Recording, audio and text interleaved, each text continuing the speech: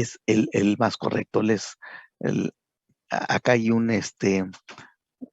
anuncio de Laboratorio Pérez Ortega, un laboratorio donde yo trabajé, un laboratorio de los primeros, creo que fue el primero o el segundo que hubo en Oaxaca, el primero que tuvo un patólogo clínico, o el segundo, no lo sé si ese fue el primero o el segundo, que tuvo un médico con especialidad en patología clínica y además tenía el equipo de vanguardia. Pues ahora sigue siendo un buen laboratorio, pero no ha querido ser comercial. Y entonces, pues vaya, hay otros laboratorios mucho más grandes ahora en Oaxaca. Este, la médula ósea, dijimos que las líneas celulares, tanto los glóbulos blancos que vemos aquí, los glóbulos blancos que son estos, las plaquetas, como los eritrocitos, pues vienen de una sola célula, una sola célula madre, una célula que se encuentra en la médula ósea. Y en la médula ósea va madurando, se van diferenciando y madurando las células para dar paso a células que ya vamos a encontrar en el torrente circulatorio, como son los basófilos, eosinófilos, neutrófilos, monocitos, linfocitos, las plaquetas, que son los trombocitos, y los eritrocitos. Entonces, como vemos acá, hematíe, un eritrocito, los precursores son desde el más joven hasta el más antiguo. Y entonces hay algunos que todavía se pueden encontrar en sangre periférica, les dije. ¿Cuál? Obviamente es el eritrocito, ¿no? Que vamos a ver que son millones. Pero también se pueden encontrar reticulocitos en poca medida. Y vamos a ver que estos reticulocitos son muy importantes para la clasificación de las anemias. ¿Por qué? ¿Por qué, muchachos? Ahorita acuérdenme de contestarles esta pregunta. ¿Por qué? Y después, antes del reticulocito, pues tenemos el eritroblasto ortocromático, y después eritroblasto policromático, etcétera, etcétera. Y entonces, todas estas células que son precursores del hematíe, no debieran de estar en sangre periférica. Todas estas no debieran de estar en sangre periférica, porque si encontramos cualquiera de estas células en sangre periférica, pues nos está hablando de una disfunción de la médula ósea, pues probablemente una leucemia, algo que esté dañando la médula ósea, por eso es que está liberando estos. Ahora les voy a decir, voy a volver a la pregunta. ¿Por qué es muy importante este reticulocito que les dije que es el precursor más inmediato del reticulocito, del eritrocito? O sea, el más joven que tiene es ya el madurito es el eritrocito, pero una forma ligeramente inmadura es el reticulocito. Y entonces, ¿qué tiene que ver con esto? Imagínense que para ser soldado, tiene que pasar unos 3 años de formación en combate, vamos a suponer, 3 años. Y entonces, el primer año fue de ejercicio, el segundo año fue de manejo de armas y el tercer año de explosivos. Y entonces ya queda bien completo un soldado listo para la guerra. Pero vamos a suponer, tenemos 1000 soldados listos para la guerra. Pero empieza la guerra y esto se los pongo. ¿Cuándo empieza la guerra? Cuando se empieza a perder eritrocitos o empieza uno a crecer o está uno amamantando o está embarazado, aumentaron los requerimientos de los hematíes o bien empieza uno a sangrar por algún lado, por la nariz, por el recto, por una úlcera, etcétera. Y entonces disminuyeron los hematíes. Volvamos a los soldados. Empezó la guerra y los soldados, si teníamos 1000 soldados, pues van a ir disminuyendo. Y entonces nosotros tenemos información, estos soldados van en primer año, pero estos ya están en segundo año, casi terminando, segundo y medio, ya casi están terminando, van a pasar a su tercero. Estos ya están totalmente en tercero y ya salieron. Pero entonces lo que empezamos a hacer es que como se aumentan las necesidades, pues mandamos a los pobres soldados que todavía les faltó explosivos, que todavía no tienen la experiencia, y ya los mandamos a combatir. ¿Pueden ser útiles? Sí, sí son útiles. No son tan buenos como los que tienen la experiencia, los que ya tienen la formación, pero ya sirven. Y entonces los mandamos a la guerra. Así son los reticulocitos. ¿Cuándo sale el reticulocito entonces? Cuando aparece una anemia, entonces la médula ósea quiere compensar esa pérdida, esa anemia, y entonces empieza a aumentar, a producir un poquito de células, a sacarlas un poquito inmaduras, ligeramente inmaduras, y por lo tanto el número de reticulocitos aumenta. Entonces, ¿qué quiere decir que aumente el número de reticulocitos? Que la médula ósea está respondiendo ante algo, en este caso, ante una anemia. ¿Le entendieron por qué es importante saber el reticulocito? Sí, doctor. Mm. Bueno, entonces, pero después cuando veamos, mañana pasado, mañana que empecemos con anemias, vamos a ver que las anemias se dividen en regenerativas y arregenerativas según la cantidad de reticulocitos. Entonces, la citometría hemática da 3 parámetros muy importantes. Se puede dividir en 3 parámetros. Los glóbulos rojos, los glóbulos blancos y las plaquetas o trombocitos. Y entonces vamos a ver los glóbulos rojos. Los glóbulos rojos, pues aquí están, tienen una forma de un disco, son anucleadas, no tienen núcleo. Su función es el transporte del oxígeno, de nutrientes y de dióxido de carbono. Y, y se ven así. Entonces estos eritrocitos, si ustedes se dan cuenta, parecieran que acá en medio tienen como algo blanco, dijéramos, pareciera un núcleo, pero acuérdense que es anucleada, no tiene núcleo. ¿Y qué está pasando ahí? ¿Por qué se ve blanco? Porque nosotros ponemos la laminilla aquí y la luz que entra viene de abajo hacia arriba. Fíjense, aquí está la laminilla, aquí está pintada, aquí están los eritrocitos. Y entonces la luz está de abajo hacia arriba. Nosotros estamos viendo de arriba. Y entonces, fíjense aquí la forma del eritrocito. ¿Dónde está más delgadito? Pues el medio está más delgadito. El medio, parece que lo apachurraron así. El medio.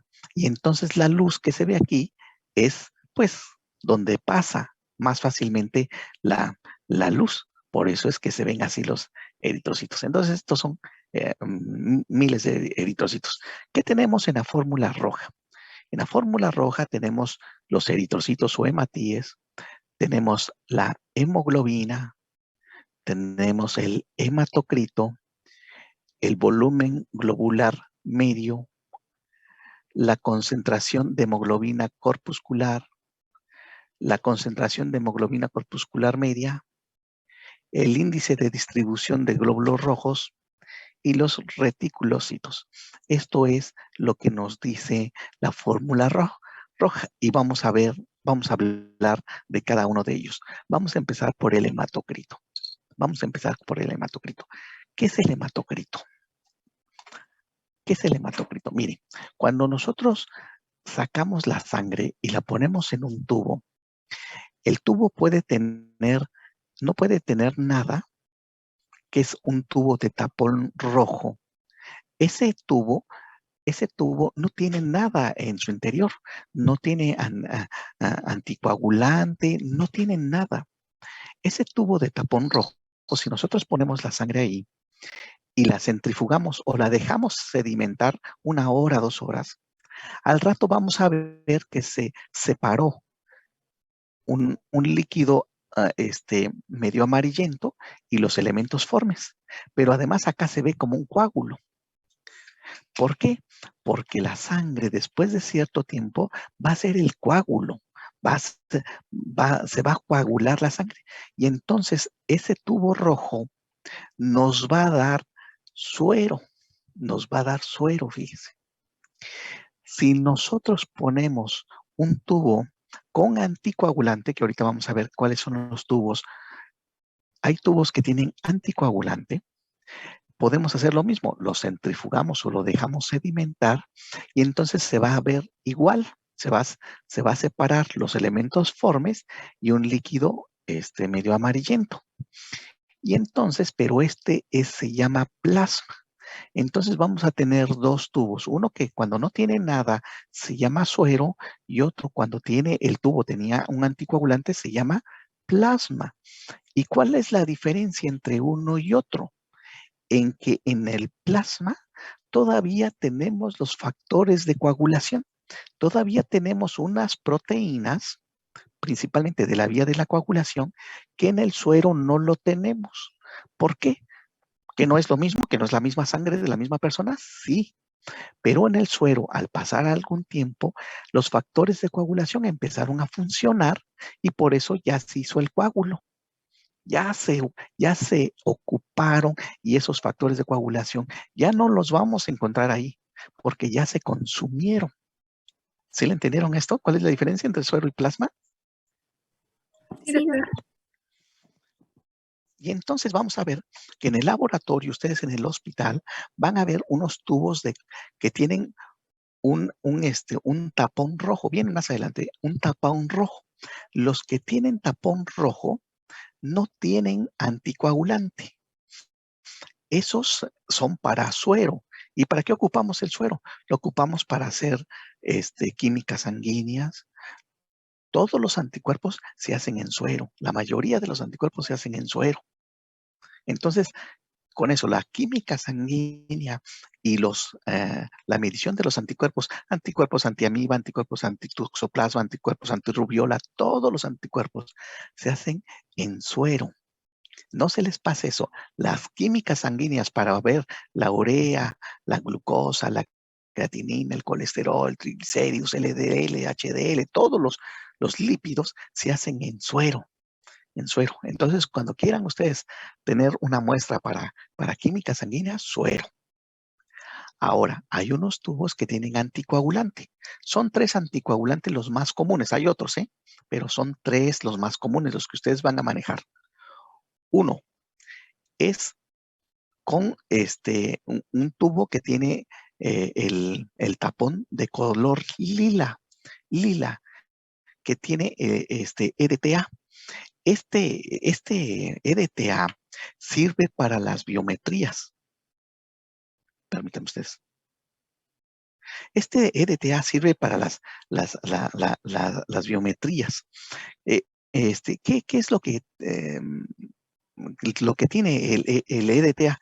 Tiene etilén diamino tetracético, etilén diamino tetracético, etilén diamino tetracético. Eso es lo que tiene ETA. Esa es la abreviación EDTA, ETA. Esas son para las biometrías. Para las biometrías se ocupan. Y hay otro tubo que tiene un tapón de color azul, como este azul, azul rey. Ese tubo tiene citrato. Tiene un anticoagulante que se llama citrato. Y ese sirve para los tiempos de coagulación. Y entonces, esto lo tienen que tener. ¿Por qué se los dije ahorita? ¿Qué les importa si es de azul, rojo, lila? Porque esos los van a manejar ustedes. Si están en urgencias y mientras llega la del laboratorio, les dice el doctor, les dice, tómale para tiempos de coagulación y biometría, la vamos a meter a quirófano. Y entonces ustedes deben de saber que para los TPs, los famosos TPs que vamos a ver más adelante, necesitan tubo azul.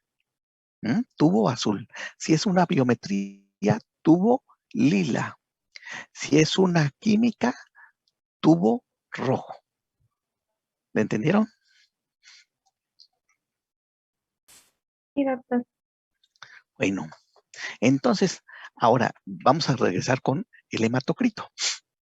Si nosotros tomamos una muestra de sangre para obtener plasma, ¿en qué tipo de tubo tendré yo que recolectarlo?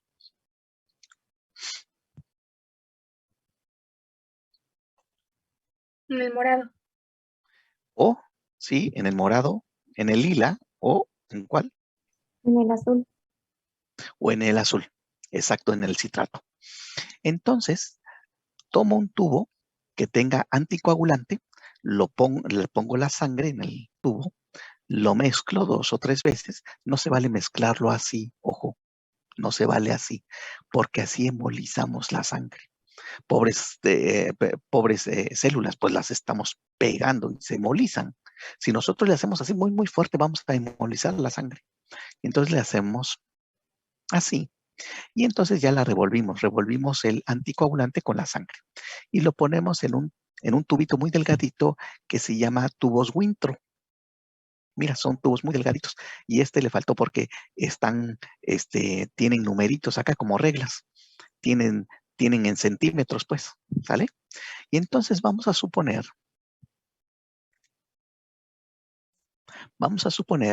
que de esto aquí mida 10 centímetros. Aquí midió 10 centímetros. 10 cm. Ahí le ponen cm, ¿eh? Es que 10 cm. Y entonces este 10 centímetros va a ser nuestro 100%. ¿Nuestro 100% de qué? De suero. No de suero, de sangre. Este es nuestro 100% de sangre. Este es nuestro 100%. Ahora, nosotros vamos a contar después de una centrifugada, porque no es lo mismo dejarlo sedimentar así nada más que se venga. Si lo dejamos sedimentar, a lo mejor los elementos formes, todos estos son elementos formes, todos estos, los eritrocitos, los leucocitos y las plaquetas, todo eso forman los elementos formes. Entonces, si nosotros lo dejamos sedimentar nada más, a lo mejor van a estar por acá. En lugar de aquí, están por acá. ¿Por qué? Porque la centrifugada los empaqueta. Los empaqueta, no es lo mismo. Por eso dice el hematocrito, es el empaquetamiento, es el porcentaje del empaquetamiento de los elementos formes. Despacito. Dice, entonces el hematocrito es el porcentaje, porque estamos midiendo porcentaje, es el porcentaje del empaquetamiento de los elementos formes en relación al total de la sangre, porque este es el total de la sangre. Este es el 100%, este es el 100%, y entonces este será 45, 40%. Y entonces, más o menos, cómo será, en qué unidades se reportará el hematocrito? ¿Si le entendieron? En porcentaje. Exacto, en porcentaje. ¿Y porcentaje en relación con quién? ¿Por qué quiero decir porcentaje en relación con quién? Si yo estoy conviviendo con puro feo aquí, entonces yo soy guapo con respecto a los feos. Pero si me voy con el Brad Pitt, entonces ahí soy feo con respecto a los guapos, ¿verdad? Entonces, el porcentaje este porcentaje de los elementos formes es en relación con la cantidad total de la sangre. ¿Sí o no? Sí, doctor. ¿Alguna preguntita? ¿Alguien que tenga una preguntita? No, todo muy claro. Por eso es que en los hombres, miren, aquí está, va del 40 al 54%. Y en las mujeres de 37 a 47%. Esto depende en dónde viva el individuo, no de dónde sea, en dónde viva. ¿Por qué, muchachos? Porque resulta que yo cuando era ahí de Oaxaquita, yo tenía un hematocrito. Ahora que estoy aquí en Columbus, tengo otro hematocrito. Ahora es de color azul. ¿En qué cambió mi hematocrito? ¿Quién me lo dice? ¿Por qué cambió? ¿O es el mismo?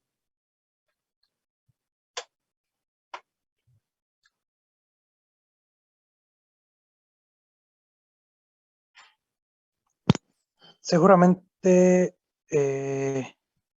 está aumentado porque se encuentra una elevación sobre el nivel del Mar Mayor y Exacto, la José Manuel. concentración de oxígeno es distinta. Sí, sí, eso tiene que ver, porque no es lo mismo respirar a nivel del mar que irse al Everest. ¿Por qué? Porque mientras más subimos, menor cantidad de oxígeno hay arriba. Por lo tanto, en un mecanismo de adaptación del organismo, tiene que producir más sangre para tratar de llevar más rápido el oxígeno. Y entonces aumenta el hematocrito. Exactamente. Sí, sí, así es. ¿Sí le entendieron los demás? Sí, doctor. Entonces mi hematocrito ahora, estoy más gordito y reposante porque está más elevado mi hematocrito. Pero también si se pasa mucho el hematocrito, como está en esta diapositiva, ¿qué pasa? Ahí en Oaxaca lo vemos mucho. No es lo mismo ir del centro de la ciudad a la Colonia Reforma, a la Facultad de Medicina, a las 4 de la mañana, hacemos 5 minutos en carro, ¿verdad? Que si lo hacen ahorita a esta hora, a esta hora, háganlo, van a hacerse por lo menos una hora. ¿Por qué? Porque hay mucho tráfico. Y entonces, cuando está aumentado el hematocrito, hay muchos hematíes, muchos. Y al ir dejando el oxígeno, no va, no lleva el oxígeno y nada más lo avienta. No, tiene que llegar a los capilares minúsculos en donde va pasando eritrocito por eritrocito, se forma uno por uno. Y además, si el eritrocito está así ancho, no va a caber aquí, no va a caber. Y entonces va a tener que deformarse y pasar poco a poco, deformarse, fíjese. Y es entonces cuando está deformado y está membrana con membrana que ocurre el recambio de oxígeno. Pero, eso es normalmente, pero si hay muchos eritrocitos, va a estar congestionado y entonces la pobre célula ya está queriendo su oxígeno y todavía no llegan porque está el tráfico muy elevado y es ahí donde se equivoca el cuerpo. Porque ¿qué hace? Pues dice, ¿quién es el encargado de traerme el oxígeno?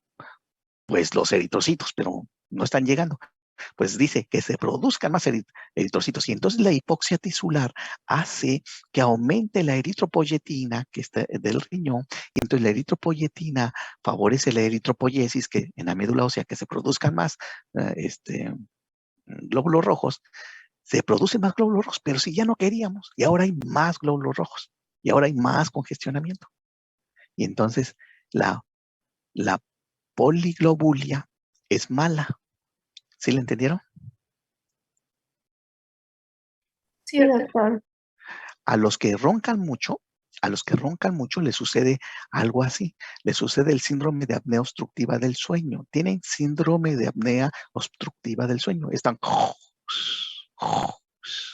y cuando se traban ahí, entonces, ¿qué hace el encéfalo? Aparte de, si estaba en la fase 4 del sueño, lo pasa a la 3 y ya se interrumpió el sueño. Si nosotros lo estamos viendo al sujeto, ni se despertó, pero las ondas del electroencefalograma ya cambiaron y entonces se interrumpe el sueño. Por eso esos sujetos todavía tienen sueño al día siguiente. Pero no nos alejemos mucho de eso. ¿Cuánto llevamos? Ahí vamos, ¿no?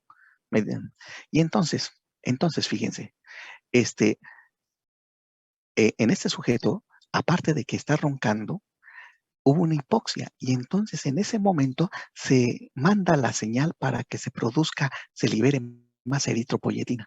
Y entonces, como a cada rato lo está haciendo en la noche y son todas las noches, el sujeto cada noche está produciendo un poquito más de eritropoyetina, por lo tanto más eritropoyesis, por lo tanto más eritrocitos. Y entonces ese sujeto tiene aumentado el hematocrito. ¿Sí lo entienden? ¿Sí lo entendieron? Ahora, ¿a expensas de quién?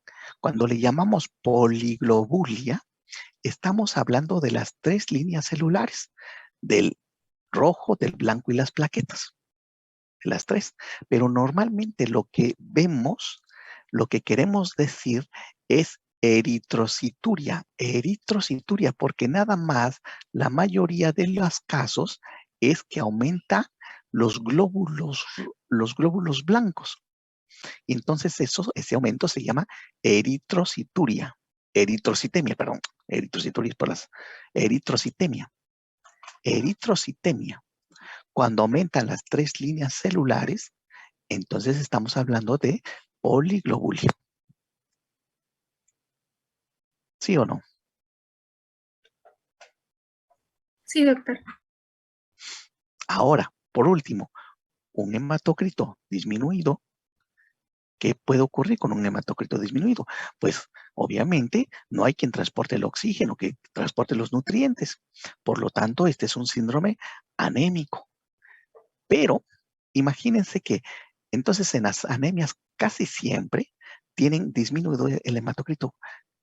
De hecho, inclusive se las debiera yo de enseñar así, decir que la anemia es la disminución de la hemoglobina. Eso sí, no hay pierde. Es la disminución de la hemoglobina, pero algunos todavía le dicen del hematocrito, porque casi en todas las anemias efectivamente no solamente disminuye la hemoglobina, sino el hematocrito. Pero hay sus excepciones, pero muy raras. ¿Por qué? Porque imagínense que el hematocrito, vamos a suponer que este sujeto, este que está acá, está disminuido. Este tiene, ¿cuánto les gusta acá? 6%, 6% de, de elementos formes. Entonces tiene una anemia marca chamuco, ¿verdad? ¿Por qué? Porque este es el 100%, ¿verdad? Este es el 100%. Pero imagínense que tiene una deshidratación, que sufrió una quemadura, etcétera. Y entonces no se perdió sangre, no, se perdió líquido. Y entonces el líquido, en lugar de estar aquí, el líquido está hasta acá. Ahora, si ustedes checan de acá para acá, este ahora ya va a ser nuestro 100%. Ya no era hasta acá nuestro 100%. Y entonces a lo mejor en lugar de 6, que si lo contamos desde acá tiene 6%, entonces de acá para acá a lo mejor tiene una, ¿cuánto les gusta? 20. 20, 25%. Y entonces ya sí que una anemia tan severa no la tiene. ¿Sí lo vieron? Pero realmente sí tenía la anemia, porque miren dónde está. Lo que disminuyó fue el volumen de agua, pues, de plasma. ¿Sí lo vieron? Por eso es que el hematocrito no se debiera de tomar como, como un dato de anemia, la disminución del hematocrito. Pero es muy raro que veamos esta condición. Por eso es que el síndrome anémico se caracteriza por todo el cuadro clínico de compensación, de un cuadro clínico compensatorio, que después, quien no me haya entendido, va a ver por qué compensatorio, todo el cuadro clínico más la disminución de hemoglobina en la sangre. Pero se les pasa y se les dice que es correcto. Algunos libros les dice que la anemia es la disminución de la hemoglobina, del hematocrito y del eritrocitos, de la cantidad de eritrocitos en la sangre. Y están también en lo correcto, pero ya les dije que hay sus excepciones. ¿Le entendieron ahora sí perfectamente qué es el hematocrito? Sí, doctor. Perfecto. Entonces nos vamos aquí, dice, el hematocrito es la proporción o porcentaje de eritrocitos empaquetados. Estas es las palabras claves: proporción, empaquetados, en relación al volumen total de sangre. Es la proporción de elementos formes o de eritrocitos empaquetados en relación al volumen total de sangre. Este ya quedó perfecto. La hemoglobina es una proteína, es una cantidad de proteína que está por unidad de volumen. O sea, la hemoglobina es la cantidad de la proteína que se encuentra en los eritrocitos. Y sus medidas son gramos sobre decilitro. Y el conteo de eritrocitos es la cantidad de eritrocitos circulantes por microlitro. Un mililitro tiene, 1000 microlitros. Un mililitro tiene este es uno, tiene 1000 microlitros. Y entonces, o sea, esto es muy importante que se aprendan, los microlitros. A ver, ¿cuántos microlitros es esto?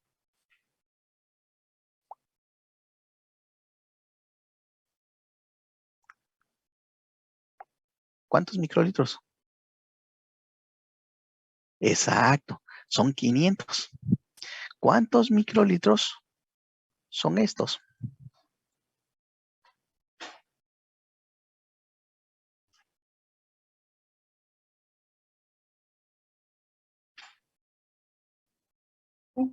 Sí, 50 microlitros. Muy bien. Entonces, un mililitro contiene 1000 microlitros. Y entonces, ¿qué es el eritrocito? Es la cantidad total de eritrocitos por microlitro. Una gota, cuando cae una gota en el normogotero, ¿cuántos microlitros tiene esa gota del normogotero?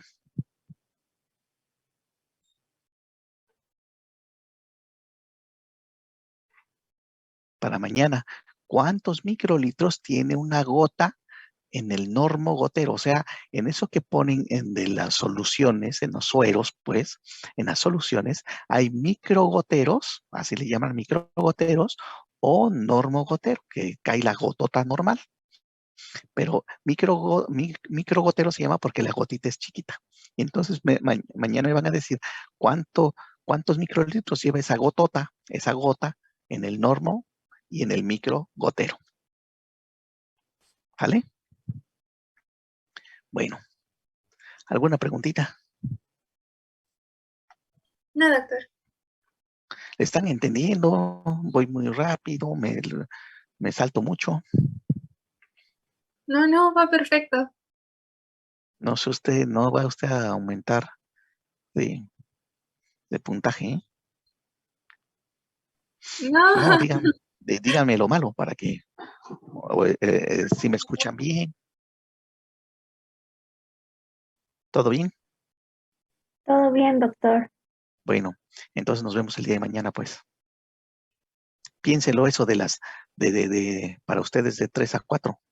Si no, mañana de todos modos nos vemos a la misma hora. claro, doctor. Bueno, que les vaya bien. Hasta mañana. Hasta mañana, doc. Adiós. Gracias. Bye.